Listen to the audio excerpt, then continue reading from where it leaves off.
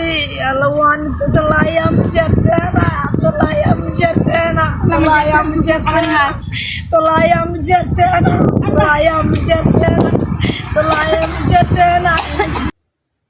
بسم الله الرحمن الرحيم. marka hore dhamaan umada Soomaaliyeed waan salaamayaa. Bacda salaam waxaan rabaa fiidiyoogan inaad meel dheer gaarsiisaan. Gabadhaas ooyeysa waa gabadh Soomaaliyeed oo dhibaato aad u xooggan iyo jirdil iyo boob hantiyeed iyo burburin gurigii ay deganeyd loogu geystay magaalada Kismaayo. Gabagabada iyo gunaanadka waxaan rabaa inaan ka hadlo duruufta nololeed ee la soo diristay ciidanka magaalada Kismaayo iyadoo qaybtood guriyihii ay kirada u deganaayeen laga saaray miciin biday buushashka barakacayaasha carruurtoodii iyo xaasaskoodii ay deegaan ahaan hadda u deegaamaysteen buushashka barakacayaasha. gabagabadaan rabaa inaan ka hadlo fiidiyooga halkan idinka muuqda iyo sawirka halkan idinka muuqda. gabadhan waxaa la yidhaahdaa Ismaan Guure Gardaro. waxaa dhashay maamo lagu magacaabo Xaliimo Yuusuf Nuur Xaliimo Saxan oo degan magaalada Kismaayo. gabadhan waxaa abti u ah Axmed Madoobe. dhibaatadaasna waxa uu geystay amar uu bixiyay Axmed Madoobe. dhinaca kale iyadu waxay u tahay habaryar marka uu danaha siyaasadeed ka leeyahay beesha harti. Axmed Madoobe wuxuu ku qaraabtaa waxaad iitiin abtiyaal. waxay dhashay gabadh Maxamuud Saleebaana Cumar Maxamuuda oo Maxamed Cumar ah. laakiin waxaa lagu badbaadin waayay abtiinimadii uu ahaa iyo habaryartii ay ahaydba.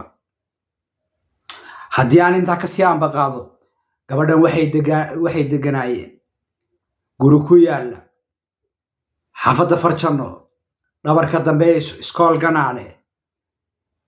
sida aad fiidiyoogan ka daawanaysaan, gurigoodii waxaa loo geystay burbur iyadoo la gelinayo cagaf, iyadoo ay halkaas ciidan isugu yimaadeen. gabadhan waxaa loo geystay dhaawac aad u xooggan.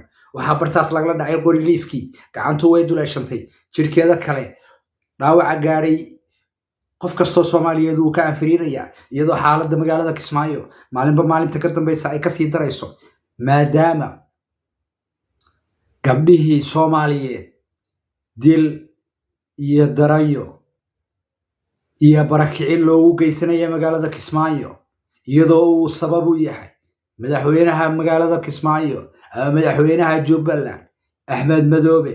13 sano bilaa doorasho, 13 sano xaalufin deegaameed, 13 sano garab istaag cadowga ummadda Soomaaliyeed madana dhaqaale ku bixin,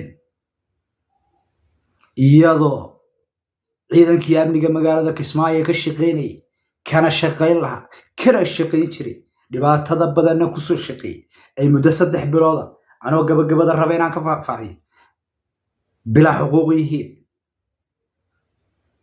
arrintaasoo mid mar walba soo noqnoqota ah. waxaan rabaa marka gabadhan sababta dhibaatada loogu geystay inaan ummadda Soomaaliyeed u faahfaahiyo.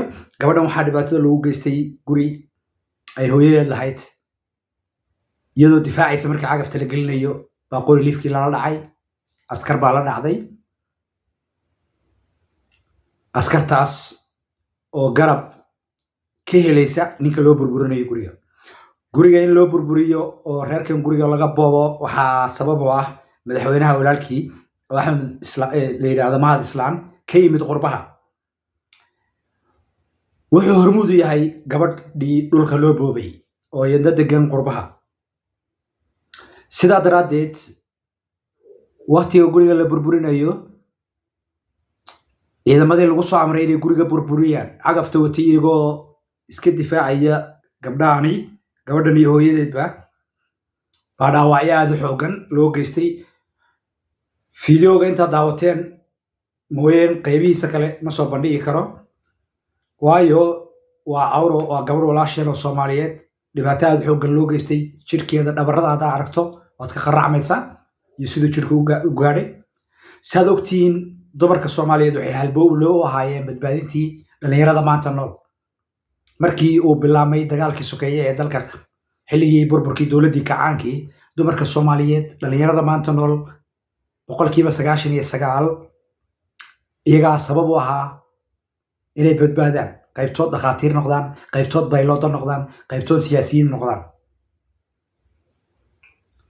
waqtiyadaas oo ay ula qaxeen ama dalal shisheeye ama dalal deriska ama meelo barak qaxooti ay la galeen halka ragga intiisa badan ay ahaayeen raggii dhibaateynayay dumarka ama kursi u geystaan ama xabadaha la dhacaan laakiin xaalufintii iyo baabi'intii dalka uu Axmed ku hayay maanta wuxuu ku darsaday boobka hantida ummadda Soomaaliyeed hadday tahay hantidii dowladdii gacanka sida xafiisyada warshadaha maanta wuxuu ku daray hantidii dadka shacabka ay deganayeen iyadoo magaalada Kismaayo aynan ka jirin maxkamad uu Axmed ka yahay maxkamad uu Axmed ka yahay kala xukume uu Axmed ka yahay kala dabari uu Axmed ka yahay isku dubaridi dhinac walba waxaan rabaa inaan la hadlo war dadka Soomaaliyeed ee qurba joogta ee laaluushka wax ku raadinaya war Ilaahay ka cabsada war dalkani horu u baabay maanta ha u daba istaagina qof aad laaluushaysan war waxaad xaq u leedahay iyo dhulka aad leedahay Ilaahay baa kugu gargaaraya laakiin dulmiga ha la iska dhaafo waayo waxaad dareemi kartaan masiirka magaalada Kismaayo inuu meel xun marayo ummadda Soomaaliyeed way dareemi kartaa gabar Soomaaliyeed oo tollaayay dhahayso inay xaaladdu faraha ka sii baxayso marka waxaan leeyahay ummadda Soomaaliyeed waa inay dhug u yeelato dhulka Soomaaliyeed ninkii xaalufiyay dadka Soomaaliyeed maanta ku dhex dhibaateynaya magaalada Kismaayo hadday tahay biri mageydadii boobka u geysanaya hantidii ummadda Soomaaliyeed sida hantidii qaranka hantidii shacabka iyo hantidii dadweynahaba waxaan rabaa inaan intaa kaga gudbo waxaan rabaa inaan u gudbo gabagabada iyo gunaanadka duruuftan nololeed ay ku sugan yihiin ciidanka magaalada Kismaayo saddexdii bilood dumar baa la siiyaa mushaar laakiin hadda waxay ku sugan yihiin duruuf aad u adag iyadoo la isoo sheegayo 17 askari oo ka mid ah ciidanka qaybihiisa kala duwan deganaa guryo ay kira ku deganayeen xaasaskoodii iyo carruurtii laga saaray guryihii ay deganayeen iyagoo oo xaasaskii iyo carruurtiina ay miciin bideen buushashka barakacayaasha roobku ku helayo dhaxantu ku helayso qoraxdana ku helayso askariguna oo dalka difaacayo dowladdii dalka Soomaaliyeed midayn lahayd askarta kontroolin lahayd baahida askarta fiirin lahayd duruufta askarta difaaci lahayd dalka mas'uuliyaddii aad qaadeen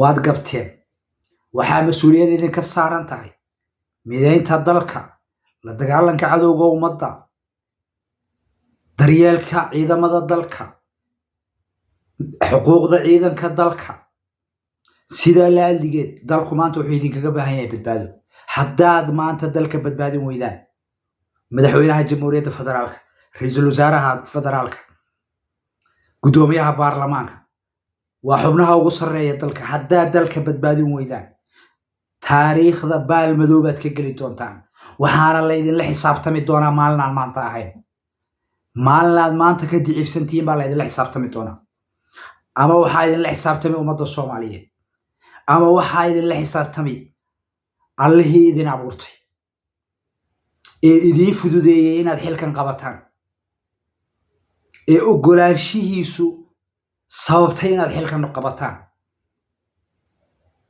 waa kaad ku halaagsami lahaydeen halaag naftiina ha horseedina naftiina badbaadiya ummadana badbaadiya dalkana badbaadiya wassalaamu calaykum waraxmatullahi wabarakatuh